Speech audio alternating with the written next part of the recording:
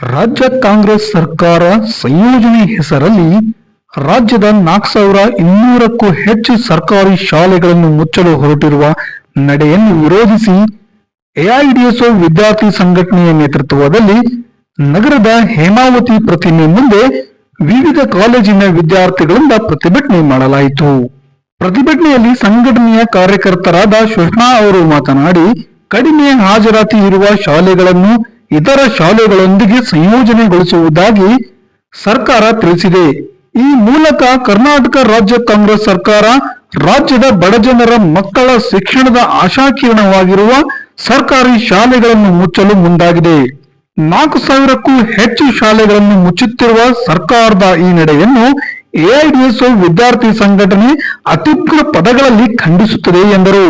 ಹಿಂದಿನ ಬಿಜೆಪಿ ಸರ್ಕಾರವು ಇದೇ ನೆಪ ಒಡ್ಡಿ ಎನ್ಇಪಿ 2020ರ ಅಡಿಯಲ್ಲಿ 13,800 ಸರ್ಕಾರಿ ಶಾಲೆ ಮುಚ್ಚಲು ಮುಂದಾಗಿತ್ತು. ಅದರ ವಿರುದ್ಧ ರಾಜ್ಯದ ವಿದ್ಯಾರ್ಥಿಗಳು ಎಐಡಿಎಸ್ಒ ವಿದ್ಯಾರ್ಥಿ ಸಂಘಟನೆ ನೇತೃತ್ವದಲ್ಲಿ ಬೃಹತ್ ಆಂದೋಲನ ನಡೆಸಿ 35 ಲಕ್ಷಕ್ಕೂ ಹೆಚ್ಚು ಸಹಿ ಸಂಗ್ರಹಗಳನ್ನು ಸಂಗ್ರಹಿಸುವುದರ ಮೂಲಕ ಶಾಲೆಗಳನ್ನು ರಕ್ಷಿಸಿದರು. ಆದರೆ ಈಗ ಮತ್ತೆ ಸರ್ಕಾರಿ ಶಾಲೆಗಳನ್ನು ಮುಚ್ಚುವುದರ ಮುಖಾಂತರ ಕರ್ನಾಟಕ ರಾಜ್ಯ ಕಾಂಗ್ರೆಸ್ ಸರ್ಕಾರವು ರಾಜ್ಯದ ರೈತ, ಕಾರ್ಮಿಕರು ಹಾಗೂ ಜನಸಾಮಾನ್ಯರಿಗೆ ವಿಶ್ವಾಸ ದ್ರೋಹವೆಸಗಿದೆ. ಬಡವರ ಮಕ್ಕಳಿಂದ ಶಾಶ್ವತವಾಗಿ ಶಿಕ್ಷಣ ಕಿತ್ತುಕೊಳ್ಳುವ ಹುನ್ನಾರ ಇದಾಗಿದೆ ಎಂದರು.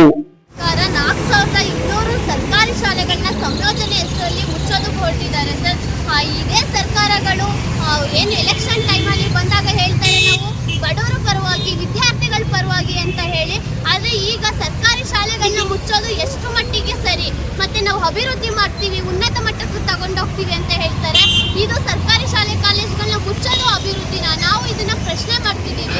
ಜೊತೆಗೆ ಇವತ್ತು ಅಭಿವೃದ್ಧಿ ಅಂತ ಹೇಳಿದ್ರೆ ಇವತ್ತು 50,000ಕ್ಕಿಂತ ಹೆಚ್ಚು ಶಿಕ್ಷಕರು ನೇಮಕ ಮಾಡ್ಕೊಳ್ಳುವಂತ ಅಗತ್ಯ ಇದೆ. ಇವತ್ತು ಬಿಲ್ಡಿಂಗ್ ಇಲ್ದೇನೆ ಸರಿ ಇಲ್ದೇನೆ ಎಷ್ಟೊಂದು ಜನ ವಿದ್ಯಾರ್ಥಿಗಳು ಸತ್ತೋಗ್ತಿದ್ದಾರೆ. ಇಂಥ ಪರಿಸ್ಥಿತಿಯನ್ನ ಇಂಥದನ್ನ ಈ ಒಂದು ಏನು ಕಟ್ಟಡ ನಿರ್ಮಾಣ ಮಾಡೋದಾಗ್ಲಿ, ಶಿಕ್ಷಕರನ್ನ ತಗೊಳ್ಳೋದಾಗ್ಲಿ, ಇದನ್ನ ನಾವು ಅಭಿವೃದ್ಧಿ ಅಂತ ಹೇಳಿ ಕರಿಬಹುದು.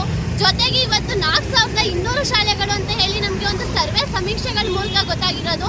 ಅಲ್ಲಿ ಕಡಿಮೆ ಸಂಖ್ಯೆ ಇದೆ ಅಂತ ಹೇಳಿ, ಬಟ್ ಅದು ಇದೇ ಒಂದು ಸಂಖ್ಯೆ 10,000, 20,000ಕ್ಕಿಂತ ಹೆಚ್ಚು ಶಾಲೆಗಳನ್ನ ಮುಚ್ಚುವಂಥದ್ದು ಒಂದು ಆಗ್ಬೋದು ಸರ್. ಇದರಿಂದ ನಾವು ಎಚ್ಚರಿಕೆಯಿಂದ ಇರಬೇಕು. ಇವತ್ತು ನಾವು ಕರ್ನಾಟಕದ ರಾಜ್ಯ ವಿದ್ಯಾರ್ಥಿಗಳು ಇವತ್ತು 4200 ಅಂತ ತಗೊಂಡ್ರು 40ರಿಂದ 50,000 ವಿದ್ಯಾರ್ಥಿಗಳು ಶಿಕ್ಷಣದಿಂದ ವಂಚಿತರಾಗ್ತಾರೆ.